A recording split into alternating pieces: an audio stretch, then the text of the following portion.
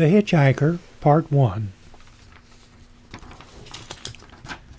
December 1959, James decided to hitchhike from Waycross, Georgia to Sneedville, Tennessee.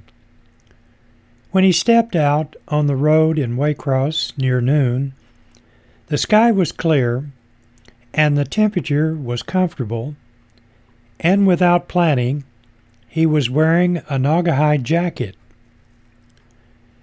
Naugahyde was a knit fabric with a polyvinyl chloride plastic coating that looked like real leather. Anyone who thought it would provide warmth was in for a shock, so James was on his way of discovering that shock. In the 1950s, before the interstates, it was not unusual to see people hitching a ride, so James was not an unfamiliar person standing out on a Georgia road with his thumb pointing north. His first ride was with a delivery truck that was going up the road about 20 miles. The driver was a talker, so James sat and listened to his nonsense for the 20 miles. When James exited the truck, he could feel the temperature had dropped a few degrees from where the truck picked him up.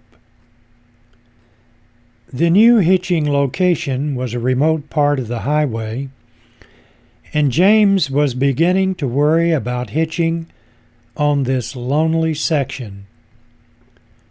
Hitching was in those days a short wait on the highway before someone would stop and pick you up, but some parts of a highway made it difficult to get a ride. James knew he was in one of those locations, and the sun was starting to set, and the temperature continued to fall. He rode just before the sun set. A farmer in an old rusty pickup stopped. He rolled his window down and gave James the third degree before unlocking his door and letting James in. To explain what a third degree meant in those days, it was several questions like, "Who's your daddy?" James was wishing this old farmer could take him all the way to Sneedville, but that was like wishing to hit the jackpot in one of the slot machines that were in abundance in roadhouses that dotted the highways during the 1950s. The farmer was full of war stories, and James had a suspicion the farmer would pick up hitchhikers because he had a captive audience to tell his stories. Surprisingly, James found some of the stories interesting and entertaining. James could not remember how late it was when the farmer came to the crossroads and the end of his stories. It was dark and lonely at this hour on a highway in Georgia, and James was discovering the inadequate properties of a naugahyde jacket. Then he noticed the lights of a gas station about a half-mile down the road. He was hoping it was an all-nighter, because if not, James was thinking he could freeze to death on this Georgia highway. It was not supposed to be this cold in Georgia, but James was discovering how wrong-headed this thinking was.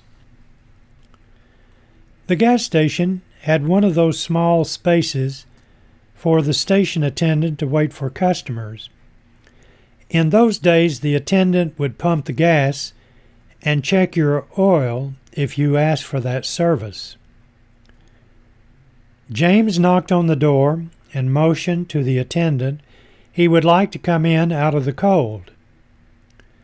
The attendant nodded his head yes, so James walked in and stood beside an electric space heater to warm up.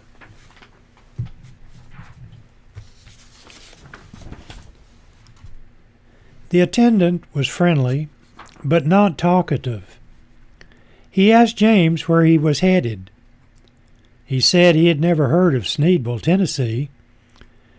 James started to tell him about Sneedville and the Melungeon people, but he quickly thought that was a bad idea and would confuse this friendly guy who would probably stop being friendly if James started an intellectual conversation. Melungeon is a term traditionally applied to a group of people living in Sneedville, Tennessee. They are triracial and thought to be descendants of a mixture of European, African, and Native American ancestry. The attendant asked James how he got to this part of Georgia. James told him he was using some off time to see the United States by hitchhiking north from his home in Waycross to Sneedville, where a good friend would join him on a journey to Denver, Colorado. He told him about getting a ride to the crossroads about a half a mile down the road from the gas station. When James told him this, the attendant's mouth kind of went to one side, and a strange look came on his face, and he said, "Down at the Blue Holler Crossroads?" James said yes. I guess that was the place, but I did not see any signs, so I did not know what the name of the crossroads was. The attendant's next question was also strange to James, as he had never been in this part of Georgia before. "Did you see her?" The only thing James could say was, "Who is her?" James was glad the attendant did not catch the sarcasm with the "who is her" answer. The attendant said he had never seen her, but one of his uncles and other friends had seen her.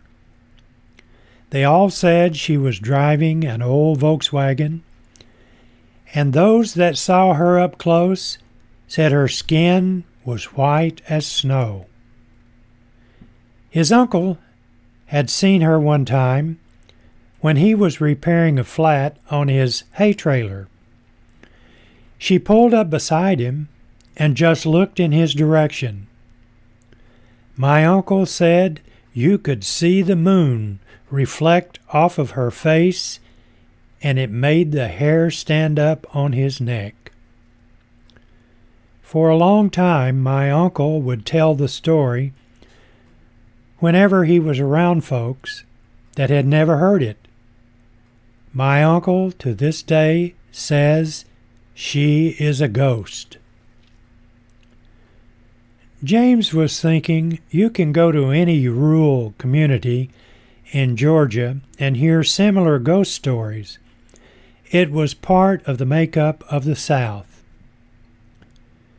It was 11 p.m., and the attendant told James he closed at midnight and would give him a ride out to where another highway intersected with the one that ran in front of the gas station. It would be easier getting a ride in that location because they had a stop sign for the road coming into this one. Before turning off the gas pumps, the attendant, whose name was Joe and now on a first-name basis with James, told James one of the guys that once worked at the station had left a coat when he quit a month ago. Joe said you can have his jacket because you are going to freeze to death wearing that fancy jacket." James did not refuse the offer, and he pulled it on over his Naugahyde jacket. It smelled like chewing tobacco, and when James put his hand in the pocket, he felt a half-used plug of chewing tobacco.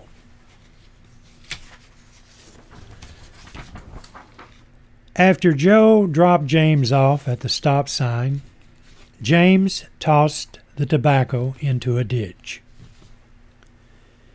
It was what they called pitch black of night as James stood on the side of the road. It was a heavy overcast, and the only thing he could see was the light of a farmhouse off in the distance. Then it started to drizzle, and James was desperate to get a ride. 2 automobiles passed during the first 30 minutes he stood on the side of the road. Then he heard what was easy to recognize, an air-cooled engine off in the distance of the road that had the stop sign. He saw the lights before he heard the Volkswagen. When the Volkswagen pulled up to the stop sign, an interior light came on, and he saw her being a woman who looked young, with white hair and skin. She motioned for James to get in, which in other circumstances, after hearing the gas station attendant's story, he would probably run away, but he was willing to ride with a ghost to get out of the lousy weather. When James got into the passenger seat, he knew instantly the girl was an albino.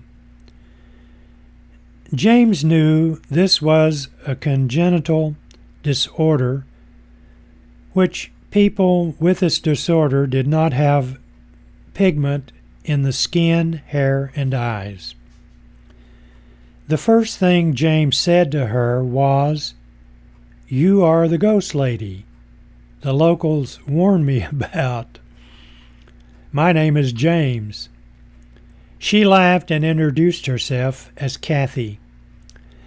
"I live over in another county, and I'm so sensitive to the sun, I usually only get out at night. I passed you when you were walking up to the gas station, and I knew you were not from this part of Georgia. I don't pick up hitchhikers, but offering a ride came out of nowhere, and once I motioned for you to get into my car, I knew I was committed and was betting with myself you were not some crazy person." James laughed and told her the guy at the service station told him how you scared his uncle out of his wits when he was changing the tire on his hay trailer. Kathy laughed again and said she should not do things like that, but the people in this county are so superstitious, I could not resist stopping and smiling at him and give the locals something to talk about. I can give you a ride about 60 miles up the road, but then I will need to head back to my apartment. James did not want to give her the third degree like the farmer gave him, so he decided to let the beautiful albino girl do all the talking, which she commenced to do. Once again she said she could not believe she just picked up a strange man on the side of the road. She turned and looked at James and said he was her first hitchhiker. James could tell by her mannerisms and speech she was highly intelligent, and he decided he would not hold back anything he was thinking or feeling. They began to have a long conversation about the condition known as albino. The more they talked, the slower her automobile became, as if she was afraid to get to the destination before completing this conversation. James began to look at her without making her uncomfortable. He was wondering if she was involved with someone and was hoping she would reveal that, because James had decided he was not going to ask her any personal questions. If she wanted to reveal more about herself, she would need to be the one. James could tell Kathy was surprised and intrigued that she was finding it so easy to talk to him. He began to think this conversation should not end at the end of the road, but what could he do to extend it? The way Kathy had slowed her automobile to a crawl, he knew she was thinking the same thing. Jim told Kathy he was starving to death, and she started to answer that, but she closed her mouth before she spoke. After a few minutes, Kathy said, "I'm a good cook." James asked her if that was an offer to show him. Kathy was becoming more relaxed with her conversation with James, and told him she lived alone, and I am a transcriber for several lawyers in this area. They always send their stuff to me by courier, and I don't have much contact with people. As I said, I only get out at night to keep from having a bad case of cabin fever. Yes, I will cook for you.